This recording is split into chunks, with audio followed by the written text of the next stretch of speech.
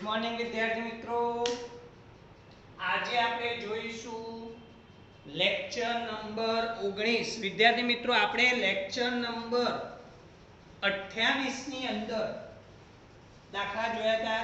ત્યાં આગળથી આપણે શરૂઆત કરીશું. અહીંયા આપ્યું છે આપાત કિરણનું પૂર્ણાંક.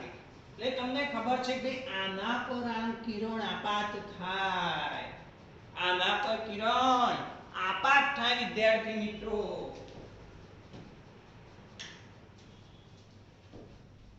તો આ આપાત કોણ I બનશે. અહીંયા આપાત કોણ I. આ નળીની અક્ષ છે વિદ્યાર્થી મિત્રો, આ નળીની અક્ષ છે. અહીંયા કિરણ આપાત થાય બહારથી. આ તમને ખબર છે કે આ કોર કહેવાય, અંદરનું માધ્યમ ગર્ભભાગ, જેનું વક્રી ભવનાંક આપેલો છે 1.68.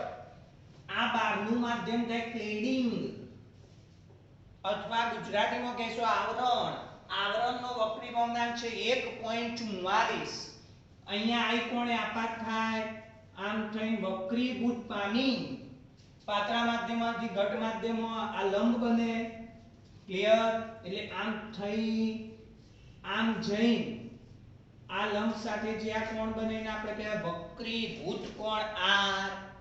આ અક્ષ સાથેનો આપાત કોણ, આ વક્રીભૂત કોણ R. અહીંયા કિરણ આપાત થયું, આ ખૂણો લખી દઉં, આ થયો I'.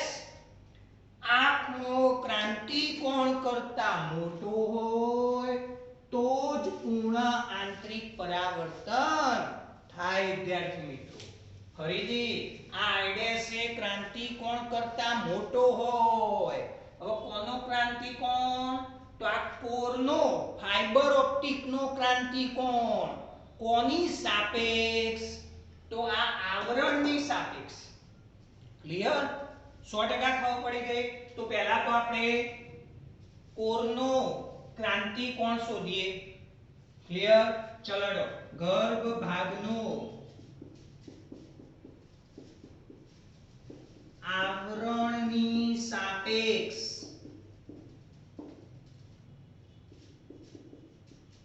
ક્રાંતિકોણ. તમને એમ થાય કે સાહેબ આ સૂત્ર તો અમને યાદ જ છે, sin IC = 1/n. n એટલે આ માધ્યમનો વક્રી ભવનાંક. પણ યાદ કરો વિદ્યાર્થી મિત્રો, થિયરી તમે આવું ભણ્યા હતા કે આ n2 બરાબર હતું n, આ n1 બરાબર એક હવા લીધું હતું વિદ્યાર્થી મિત્રો. આ ઘટ માધ્યમ, આ પાતળું માધ્યમ. ક્લિયર? કિરણ આમ આપાત થાય એટલે અહીંયા પૂર્ણ આંતરિક પરાવર્તન પામે. આપાત કોણ I ગ્રેટર ધેન IC હોય. ફરીથી વિદ્યાર્થી મિત્રો, આપાત કોણ I ગ્રેટર ધેન IC હોય તો અહીંયા તમે એવું સૂત્ર લખ્યું હતું sin IC = 1/n. ક્લિયર? પણ ખરેખર આ સૂત્ર આવું હતું વિદ્યાર્થી મિત્રો, જોજો યાદ કરજો. n1/n2. કોઈને ના યાદ હોય તો મારી પૂર્ણ આંતરિક પરાવર્તનની થિયરી જોઈ લેજો. અહીંયા આવું થાય sin IC = n1 એટલે 1, n2 એટલે આ રીતે સૂત્ર બન્યું હતું વિદ્યાર્થી. આ રીતે સૂત્ર બન્યું હતું. પણ જો આ બહારનું માધ્યમ હવા હોય તો, જો હવાની જગ્યાએ બીજું કોઈ માધ્યમ હોય, આ પાતળું માધ્યમ હવાની જગ્યાએ બીજું કોઈ હોય તો n1/n2 સૂત્ર આવે. એટલે અહીંયા તમારું સૂત્ર આવશે n1/n2. આ તમારું પાતળું માધ્યમ અને આ તમારું ઘટ માધ્યમ. આને કહેવાય આપેલ ઘટ માધ્યમનું. જો 1.68 એટલે આ ઘટ માધ્યમ થઈ ગયું અને આ 1.44 આના કરતા વક્રી ભવનાંક ઓછો છે. ઓછો એટલે આ પાતળું માધ્યમ કહેવાય. તો આ ઘટ માધ્યમનો આ પાતળા માધ્યમની સાપેક્ષ વક્રી ભવનાંક એટલે કે ક્રાંતિકોણ કોનો મળે? તો આનો ક્રાંતિકોણ ઘટ માધ્યમ.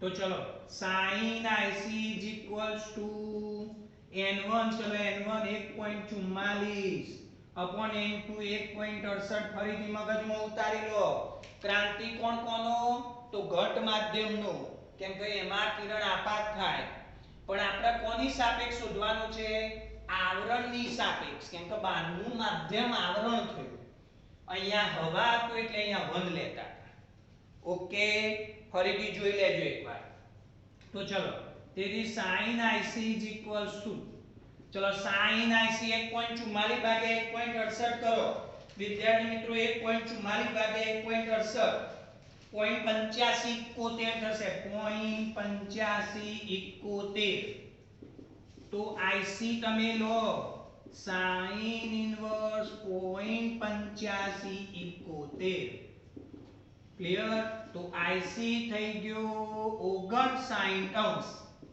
ચેક કરી લેજો વિદ્યાર્થી મિત્રો IC 59 અંશ જોઈ લો નેચરલ સાઇન ની અંદર જોઈ લો વિદ્યાર્થી ક્લિયર હવે તમે જુઓ દાખલો અહીંયાથી ઘણો સમજવાનો છે ક્લિયર તો ચલો જોજો અહીંયા આ તમારો આઈડેસ એ આ આપાત કોણ કહેવાય હા અક્ષ સાથેનો આપાત કોણ ભૂલી જાઓ પૂર્ણ આંતરિક પરાવર્તન ફાઇબર ઓપ્ટિક્સ ની અંદર કરવાનું છે અહીંયા પૂર્ણ આંતરિક પરાવર્તન કરવાનું છે વિદ્યાર્થી મિત્રો એટલે આ ખૂણો એ ક્રાંતિ કોણ કરતા મોટો થવો જોઈએ આ ખૂણો અહીં જોજો અહીં I dash greater than IC થાય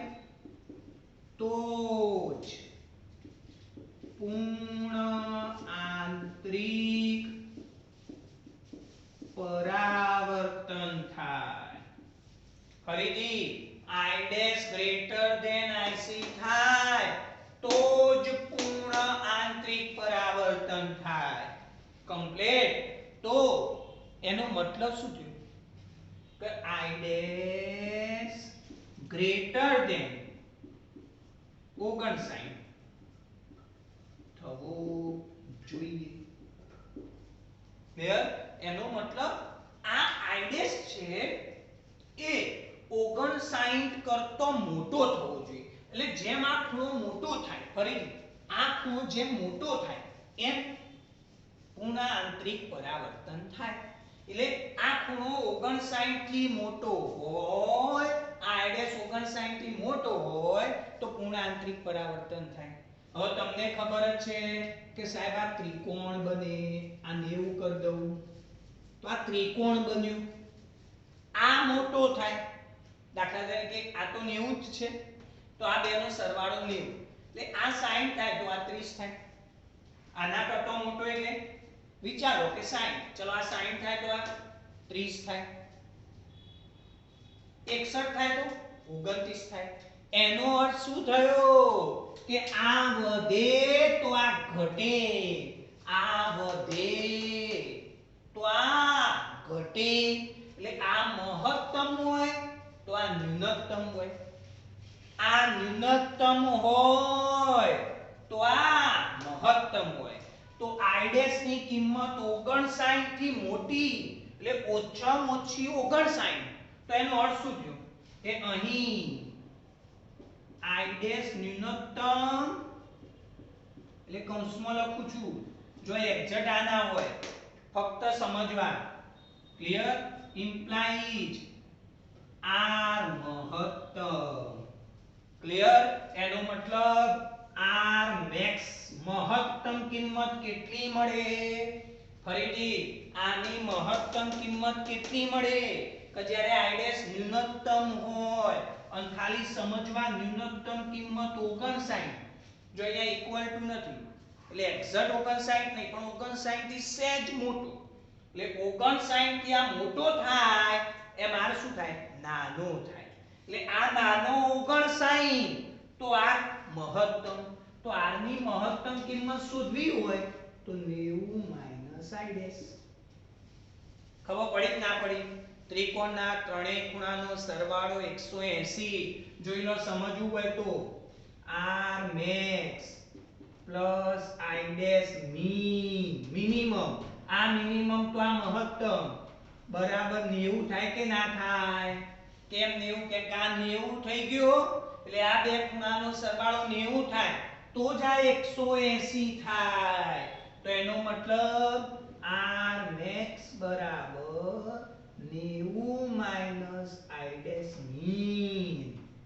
આ સૂત્ર બની ગયું ક્લિયર ઓય લખવું એટલે લખી શકાય ખાલી સમજવા મિનિમમ આ મિનિમમ કિંમત કેટલી 59 ખ્યાલ આવે છે કે નહીં તો r max બરાબર 90 માઈનસ 59 જો આ એક્ઝેક્ટ નથી ઇક્વલ હોય તો બરાબર છે ક્લિયર તો એનો મતલબ r max બરાબર 90 માઈનસ 59 એટલે ડાયરેક્ટ લખી દઉં છું 31 અંશ વિદ્યાર્થી મિત્રો ચલો r max મળી ગયો 31 દરેકને ખ્યાલ આવી ગયો આની મહત્તમ કિંમત મળી હવે તમને ખબર જ છે કે સાહેબ આ મહત્તમ તો આ મહત્તમ એનો મતલબ આ મહત્તમ તો આ પણ મહત્તમ કઈ રીતે તો અહીંયા p બિંદુ લખી દઉં p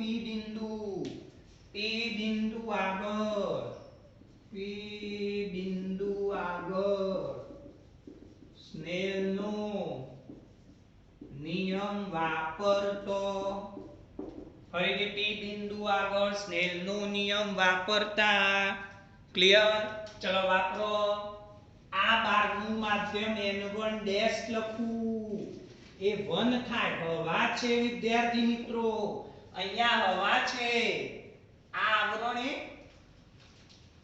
ફાઇબર ઓપ્ટિક્સ નું છે તમને ખબર છે ફાઇબર ઓપ્ટિક્સ માં આ કોર હોય આ ક્લેડિંગ હોય ક્લિયર તો બોલો n1 હવા તો બોલો n1 dash sin i is equals to n2 ચલો આ માધ્યમ કયું n2 sin r ક્લિયર 100% ખબર પડી ગઈ પણ i max તો r પણ max ક્લિયર કેમ કે આ ખૂણો વધે તો સામે આ પણ વધે જ કેમ કે આ મોટો તો કિરણ આમ આવે તો આ પણ મોટો થાય ક્લિયર ચલો 100% ખબર પડે છે આટલું નોટ ડાઉન કરી દેજો ભૂસી નાખું છું અહીંયા ફરીથી નોટ ડાઉન કરી દેજો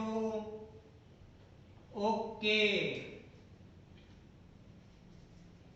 ચલો તો i max ને કરતા બનાવી દઉં sin i max is equals to n2 sin r max upon n1 dash તો sin i max is equals to n2 કેટલો 1.68 sin 31 ભાગ્યા n1 ડેશ એટલે 1 આ તો હવા છે તો બોલો ઝડપથી sin i max is equals to 1.68 ગુણ્યા ચલો sin 31 ની કિંમત જુઓ વિદ્યાર્થી મિત્રો sin 31 0.5150 ભાગ્યા 1 કમ્પ્લીટ તમાર નેચરલ સાઈન ની અંદર જોવાનું ચલો આ બેનો ગુણાકાર કરો કેટલો થાય છે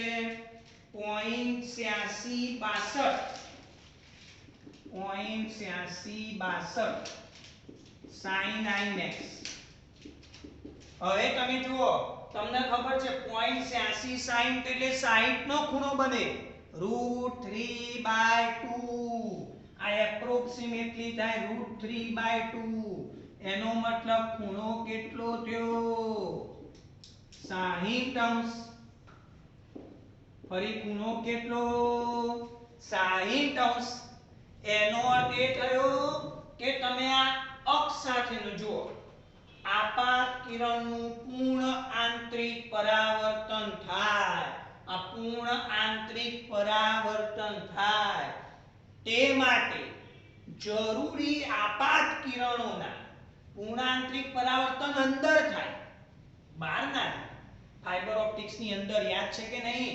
ફાઈબર ઓપ્ટિક્સ ની અંદર આવી રીતે આમ કિરણ જાય. ક્લિયર? આપાત કિરણોના નળીના અક્ષ સાથે, એટલે આ નળીના અક્ષ સાથે જે આપાત કિરણ જાય એનો કોણનો વિસ્તાર. તો આ કોણ તો આપણે I ધારે તો તો I મહત્તમ કેટલો? 60. મહત્તમ 60 એટલે 60 કે તેથી ઓછો. હા કે ના? તેથી બોલો નળીના અક્ષ સાથે આપાત કોણ નો વિસ્તાર I less than 60.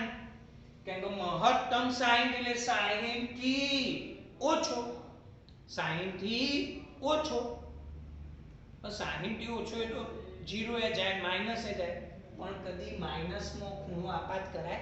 આ લંબ ઓછામાં ઓછું 0 જ હોય, એટલે એનો મતલબ 0 થી તો મોટો જોઈએ વિદ્યાર્થી મિત્રો. આ બની ગયો તમારો વિસ્તાર. એટલે કે તમે 0 થી 60 ના ખૂણે ગમે તે ખૂણે કિરણ આપાત કરો તો એ કિરણ અંદર જઈ પૂર્ણ આંતરિક પરાવર્તન અનુભવે.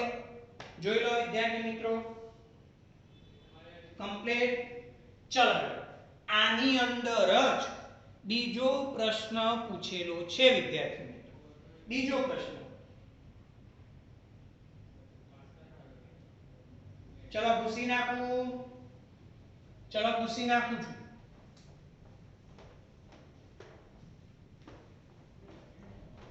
ચલો ભૂસી નાખું છું, જોઈ લે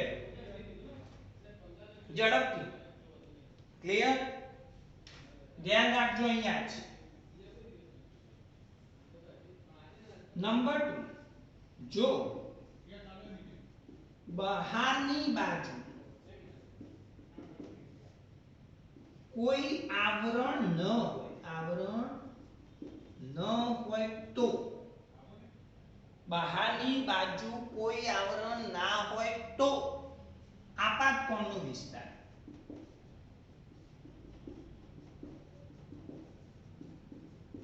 ક્લિયર? ખ્યાલ આવી ગયો? કમ્પ્લીટ. તો ચલો ખાસ સમજજો અહીંયા વિદ્યાર્થી મિત્રો. આ જે આવરણ તમે કર્યું હતું, પાતળું આવરણ જેનો વક્રી ભવનાંક હતો 1.44, હવે એની જગ્યાએ તમારે કોઈ આવરણ કરવાનું નથી. આવી રીતે કોઈ આવરણ નહીં, એનો મતલબ N1. ભાઈ કોઈ આવરણ ના હોય તેનો મતલબ હવા તો હોય જ સાહેબ. આવરણ કાઢી નાખો તો સીધું હવા આવી જાય, એટલે હવા તો હોય જ. ખબર પડી ગઈ?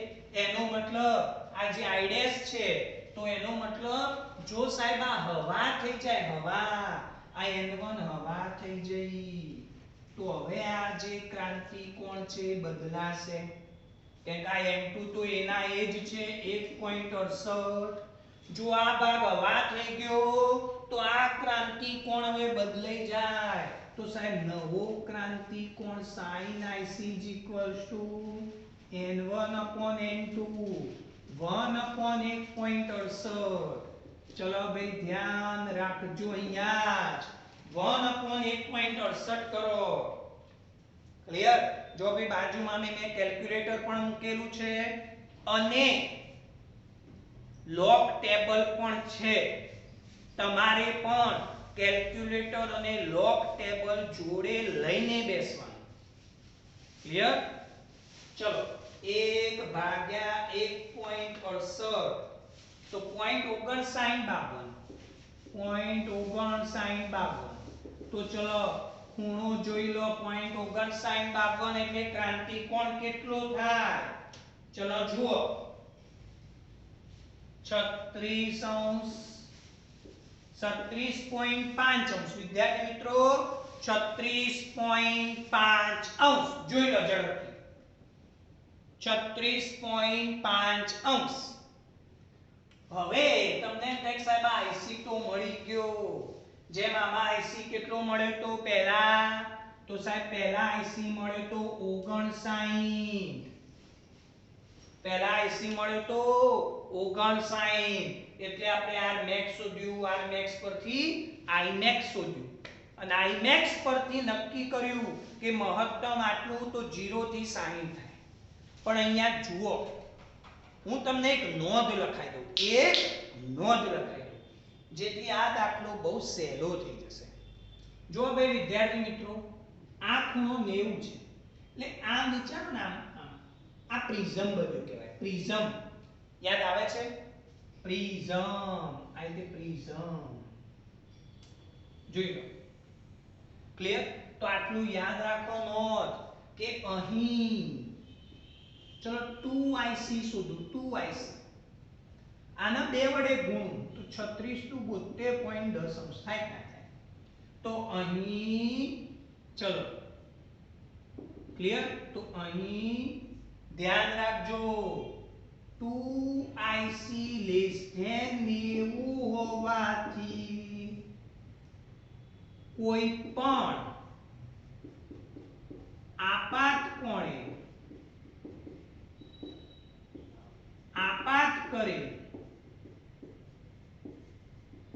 કિરણ પૂર્ણ આંતરિક પરાવર્તન અનુભવશે. ક્લિયર? એનો અર્થ કે તમે આ ખૂણો કોઈ પણ 0 થી 90 સુધી, એનો મતલબ આની રેન્જ બને 0 I <90. ક્લિયર? કેમ? અહીંયા આપાત કરો તો ખૂણો 0 બની જાય.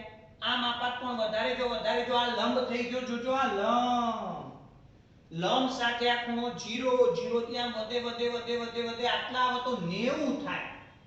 એનો મતલબ 0 થી 90 સુધી તમે કોઈ પણ કોણે આપાત કરો તો આ કિરણ પૂર્ણ આંતરિક પરાવર્તન TIR બને. TIR ટોટલ ઇન્ટરનલ રિફ્લેક્શન થાય.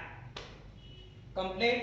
ફરીથી યાદ કરો, ફરીથી કહું છું, IC નું આ ક્રાંતિકોણના 2 ગણું કરો. ક્રાંતિકોણના 2 ગણું કે એક પ્રકારનું પ્રિઝમ જ બને, એક પ્રકારનું પ્રિઝમ બને. તો ક્રાંતિકોણના 2 ગણું એ 90 કરતો નાનું થાય. અહીંયા દેખો, પહેલા 59 હતું IC, 59 ના 2 ગણા કરો તો 118 થાય. એ 90 કરતો નાનું થાય નહીં. ક્લિયર? 100% ખબર પડી ગઈ? કમ્પ્લીટ ખબર પડી ગઈ? એટલે કિરણ હંમેશા પૂર્ણ આંતરિક પરાવર્તન જ અનુભવે. આ નોંધ ખાસ યાદ રાખવાની, ખાસ. ક્લિયર? ચલો જોઈ લો વિદ્યાર્થી મિત્રો, ઝડપથી નોટ ડાઉન કરી દો. ચલો વિદ્યાર્થી મિત્રો, દાખલા નંબર 19. ઓરડાની એક દિવાલ સાથે જડિત નાના વિદ્યુત બલ્બનું, ચલો આ એક દિવાલ છે, અહીંયા એક બલ્બ છે વિદ્યાર્થી મિત્રો, આ બલ્બ. ક્લિયર? 3 મીટર દૂર આવેલી સામેની દિવાલ પર અહીંયા એક દિવાલ છે જે D બરાબર 3 મીટર દૂર આવેલી છે. પ્રતિબિંબ મેળવવા માટે બહિર્ગોળ લેન્સની, ફરીથી આ બલ્બ છે, આ બલ્બનું આ દિવાલ પર, દિવાલ એટલે સિમ્પલ હું વિચારો પડદો. આટલું યાદ રાખો વિદ્યાર્થી મિત્રો, પડદા પર ફક્ત તમે વાસ્તવિક પ્રતિબિંબ એટલે કે સાચું પ્રતિબિંબ જ મેળવી શકાય. ક્લિયર? પડદા પર હંમેશા સાચું સ્પષ્ટ પ્રતિબિંબ જ મેળવી શકાય.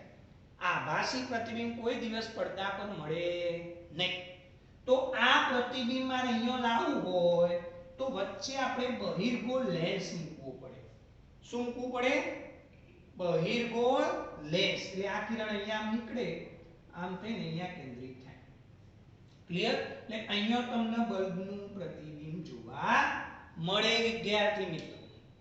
આના માટેની એક શરત છે, એટલે તમને ખ્યાલ આવી ગયો કે સાહેબ આ U થાય, આ V થાય. ક્લિયર? આ U થાય, આ V થાય. આના માટેની એક શરત છે વિદ્યાર્થી મિત્રો. ક્લિયર? એ શરત હું તમને અહીંયા લખાઈ દઉં છું. ક્લિયર? અહીંયા તમને લખાઈ દઉં છું. નેક્સ્ટ લેક્ચર ની અંદર એટલે કે લેક્ચર નંબર 30 ની અંદર હું તમને આની થિયરી સમજાવીશ.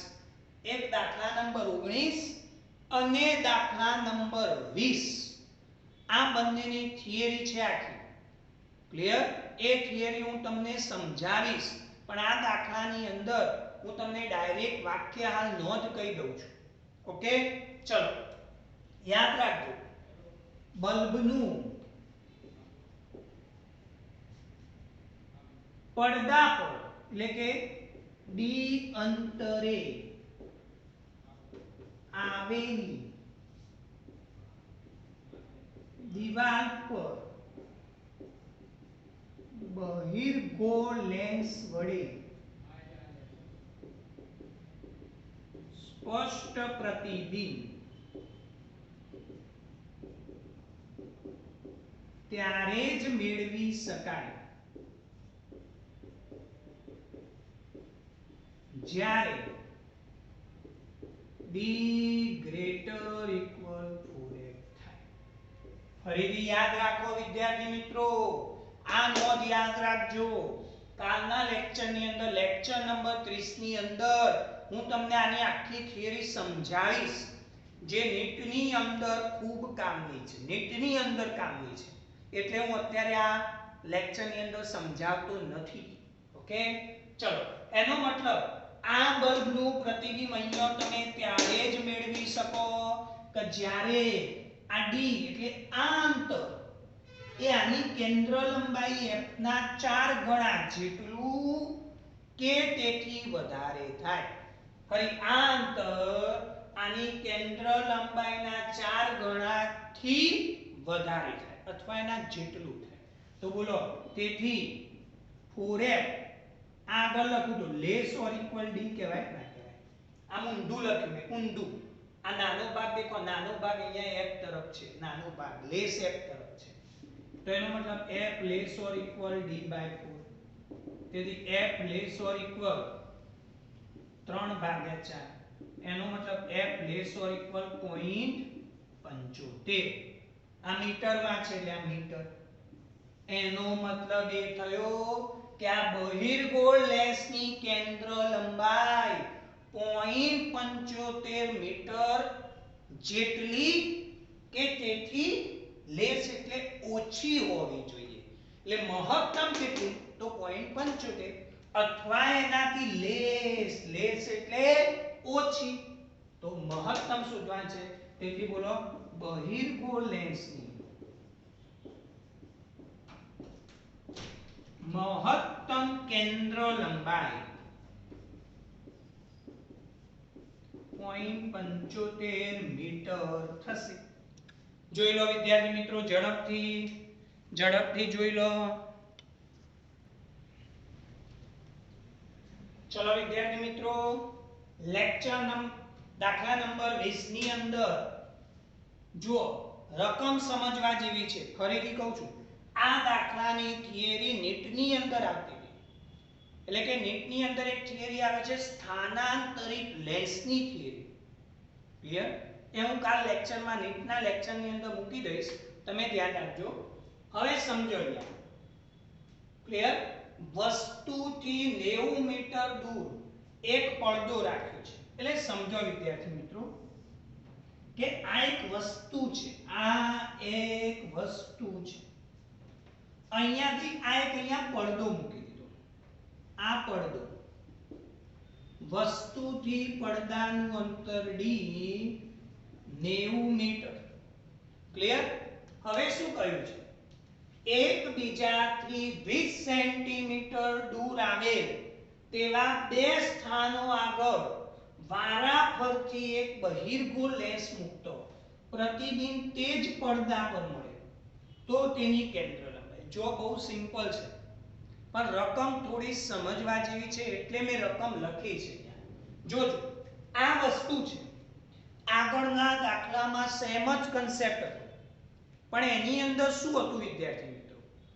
કે એમાં કેન્દ્ર લંબાઈ મહત્તમ શોધવાની હતી. ક્લિયર? અને એ જ કન્સેપ્ટ અહીંયા છે પણ થોડો જુદી રીતે છે. બે એક જ થિયરીની અંદર આવશે. હું થિયરી તમને સમજાવીશ. ક્લિયર? પણ જે વિદ્યાર્થીઓ ફક્ત બોર્ડની તૈયારી કરે છે એ વિદ્યાર્થીઓ આટલું યાદ રાખશો તો ચાલશે. ક્લિયર? પણ એકવાર થિયરી જોજો જેથી તમને ખ્યાલ આવે કે ખરેખર શું કહેવા માંગે છે. અહીંયા હું સમજાવું છું. જોજો, હું તમને પ્રેક્ટિકલી અહીંયા કહી દઉં છું. થિયરીટિકલી સાબિત કરીને તમને કાલે બતાવીશ. ચલો અહીંયા જુઓ. આ વસ્તુ છે. આ રકમ એવું કહેવા માંગે છે કે ધારો કે તમે એક બહિર્ગોળ લેન્સ અહીંયા મૂક્યો, અહીંયા મૂકી દીધો. ક્લિયર? તો આનું પ્રતિબિંબ અહીંયા પડદા પર જ રચાય. આ પડદા પર અહીંયા પ્રતિબિંબ મળશે તમને. ક્લિયર? આની એક પોઝિશન છે અહીંયા. આ લેન્સ અહીંયા મૂક્યો તો તમને અહીંયા પ્રતિબિંબ જોવા મળ્યું. ક્લિયર? તો આ u થશે અને આ v થશે, આ v થશે. ક્લિયર? પણ એવું જરૂરી નથી કે લેન્સ તમે અહીંયા મૂકો તો જ એનું પ્રતિબિંબ અહીંયા જોવા મળે. આ લેન્સની બે શક્યતાઓ છે, બે સ્થાન છે. જો તમે આમ ઉલટું મૂકી દો, આમ ઉલટું, આમ અહીંયા લેન્સ મૂકી દો. ફરીથી કહું છું, જો આ લેન્સ અહીંયા મૂકો તો એનું પ્રતિબિંબ અહીંયા મળે. એન જગ્યાએ જો આ લેન્સ ઉપાડી દીજો, આવા લેન્સ નથી, આ લેન્સ કાઢ નાખ્યો, આ લેન્સ તમે ઉપાડીને અહીંયા મૂકો તો આનું પ્રતિબિંબ આટલે જ મળે. ક્લિયર? પણ જે પહેલા u અહીંયા હતો એ u આ બાજુથી થઈ જાય અને આટલું v થઈ જાય. શોર્ટમાં કહી દઉં વિદ્યાર્થી મિત્રો, એકદમ શોર્ટમાં, આ અંતર 90 છે. આ અંતર 90 છે. જો પહેલા તમે 30 મીટરે મૂકો લેન્સ તો આ બાજુ 60 મીટરે પ્રતિબિંબ રચાય. એટલે આ 30 થઈ જાય. આ સમજવા માટે છે, આ ઉદાહરણ છે ખાલી. અને 60 મીટરે પ્રતિબિંબ મળે. જો એની જગ્યાએ ઉલટું કરો કે આને ઉપાડીને અહીંયા મૂકી દો, એટલે આ બાજુથી 30 મીટર અંતરે મૂકો તો આ વસ્તુ 60 મીટરે થાય. એટલે કે લેન્સની એવી બે સ્થિતિઓ મળે, બે સ્થાન મળે જ્યારે આ વસ્તુનું પ્રતિબિંબ પડદા પર જ રચાય. ખબર પડી ગઈ? આ બાજુથી u અંતરે મૂકો તો એ પડદા પર રચાય અને આ બાજુથી u અંતરે મૂકો તો એ પ્રતિબિંબ આનું પડદા પર જ મળે. એનો મતલબ કેટલો સ્થાન મળ્યો વિદ્યાર્થી મિત્રો? બે સ્થાન. તો આ રકમ એવું કહે છે કે એકબીજાથી 20 સેન્ટીમીટર દૂર આવે તેવા બે સ્થાનો આગળ તમે અહીંયા મૂકો તો એ પ્રતિબિંબ, જો બે લેન્સ નથી, ફરીથી કહું છું, બે લેન્સ નથી, પહેલા લેન્સ અહીંયા મૂકું તો એ પ્રતિબિંબ અહીંયા મળે, આ લેન્સ ઉપાડીને અહીંયા મૂકું તો એ પ્રતિબિંબ અહીંયા મળે. ખ્યાલ આવી ગયો? કમ્પ્લીટ? ઓકે. તો તમારે શું શોધવાનું છે? તે માટે કેન્દ્ર લંબાઈ, આની કેન્દ્ર લંબાઈ શોધવાની છે. આ બે લેન્સ વચ્ચેનું અંતર, ફરીથી આ બે લેન્સ વચ્ચેનું અંતર આપેલું છે કે એકબીજાથી 20 સેન્ટીમીટર દૂર. એટલે આ d.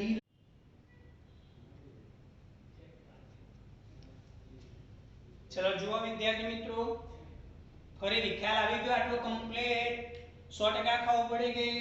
જોઈ લો, આ 90 સેન્ટીમીટર છે, આ 20 સેન્ટીમીટર છે. ક્લિયર? તો કેન્દ્ર લંબાઈ f નું સૂત્ર ધ્યાન રાખજો.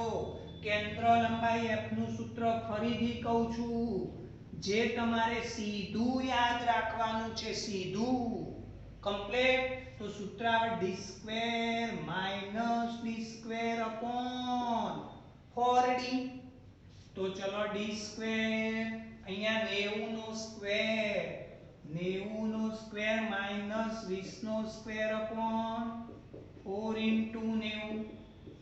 તો અહીંયા થશે 8100 માઈનસ 400 upon 960. ક્લિયર? ચલો ઝડપથી ભાગાકાર કરી દો, ઝડપથી. 8100 માઈનસ 400 ભાગ્યા 360. 21.38 સેન્ટીમીટર. ચલો જોઈ લો વિદ્યાર્થી મિત્રો, ખ્યાલ આવી ગયો દરેકને? કમ્પ્લીટ 100% ખબર પડી ગઈ. આની થિયરી હું તમને કાલે સમજાવીશ લેક્ચર નંબર 30 ની અંદર. હા, જે વિદ્યાર્થીઓ બોર્ડમાં છે સીધું યાદ રાખી શકે. Okay, clear? આવજો.